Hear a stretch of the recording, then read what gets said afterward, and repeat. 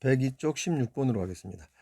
예린이가 100명을 선발하는 A대학교의 B학과에 지원하여 7번째 AB학교 후보가 됐다고 합니다. 이 학과의 합격자가 등록을 하지 않을 확률은 0.1입니다. 10명 중에 1명은 등록하지 않는다. 그런 평균치를 갖고 있다 이겁니다. 예린이가 이 학과에 합격할 확률을 물었네요. 10명 중 1명이 1명꼴로 등록하지 않는 그런 학과인데 AB 후보 7번째가 됐답니다. 100명 중에 AB 후보 7번째가 됐대요. 100명을 뽑는데 7번째 AB 후보가 됐다고 합니다. 자, 이 어린이가 이 학과에 합격할 확률을 물었네요. 자, 문제를 좀 단순화하기 위해선 AB 합격한 후보들은 추가 합격의 기회가 주어질 경우 모두 등록한다고 가정하고 AB 후보 7번을 받은 예린이가 합격할 확률을 물었습니다. 자, 그러면 자, 이제 이 주어진 문장을 이제 수식으로 좀 써봐야 되겠죠. 자, 합격했다는 거는 7번째인 일곱 번째 AB 후보자가 합격했다는 건 뭐죠? 등록하지 않은 학생 수가 중요한 거죠.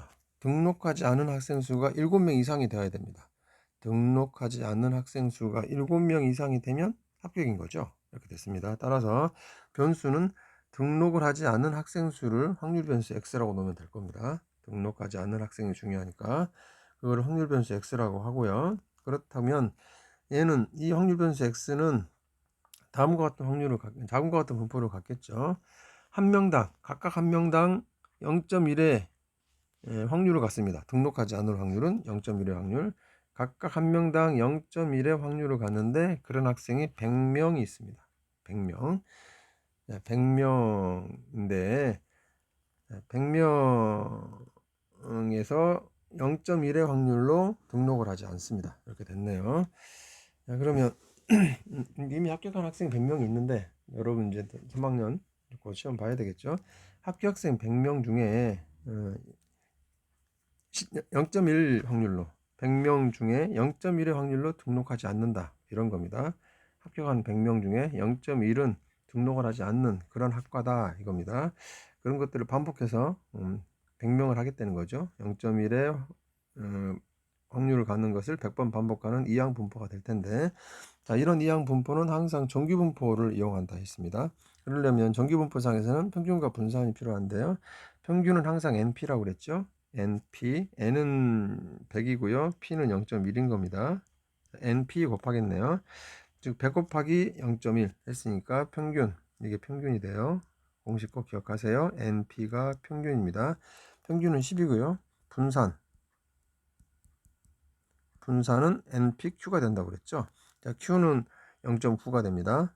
N이 100이고요. P는 0.1이고요. Q는 0.9인 겁니다. 이렇게 NPQ 계산해 보면 9가 되네요. 따라서 이 X는 다시 정규분포로 바꾸면 평균이 10이고 분산이 9인 이런 정규분포가 되죠.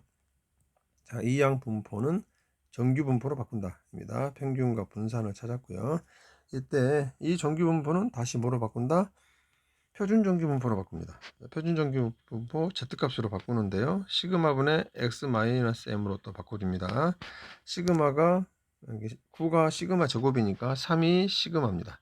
X-M, 아까 M이 10 이렇게 나왔었죠. 따라서 X값은 3분의 X-10으로 다시 바꿔줘야 됩니다. 자, 문제는 합격을 하려면 등록하지 않은 학생 수가 7명 이상이 되어야 됩니다.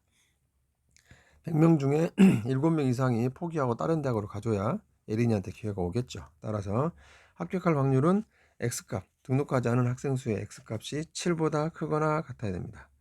이게 X의 범위고요. 정규분포를 따르는 X고요. 그걸 다시 표준정규분포를 따르는 Z값으로 바꿔야 되고, 아까 Z값 계산하는 방법 3분의 X-M, X 대신에 이제 7 넣어주면 되겠네요. 3분의 X-M, X 대신에 7을 넣어주면 이상.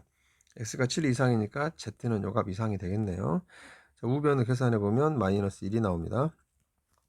Z값이 마이너스 1 이상일 확률 이렇게 물었네요. Z값이 마이너스 1이라는 건 이런 뜻이죠. 자, 이렇게 표준정규분포가 있고요. 이 가운데가 0이었습니다. 왼쪽에 마이너스 1이 있겠죠. 왼쪽으로 1 표준 편차. 표준 정규분포는 표준 편차가 1인 겁니다. 왼쪽으로 1 편차간 거고요. 얘는 여기 전체를 물었습니다. 여기 전체 이렇게 마이너스 1 이상일 확률은 뭐가 되겠죠? 여기 절반 0.5 하고 요 사이를 쓰겠죠. 절반 0.5 하고요. 요 사이값 요거 전화식 부분 요 사이값을 택하는데 걔는 여기 좌우로 넘기면 오른쪽하고 같겠죠. 마이너스 1과 0 사이에 있을 값은 0과 1 사이에 있을 값과 같습니다. 되겠죠. 따라서 0.5고요. 0과 1 사이에 있을 값은 0.3413입니다. 이거 남기하지 말고 표에 있고요. 책에서는 문제에서는 제시해 줄 거예요.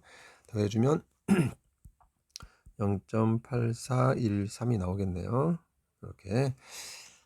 자, 이항분포 문제가 정규분포 문제로 바뀌어야 되고요. 그게 다시 표준 정규분포로 바뀌어야 됩니다. 요 단계 변형하는 과정 꼭 기억하세요. 이상입니다.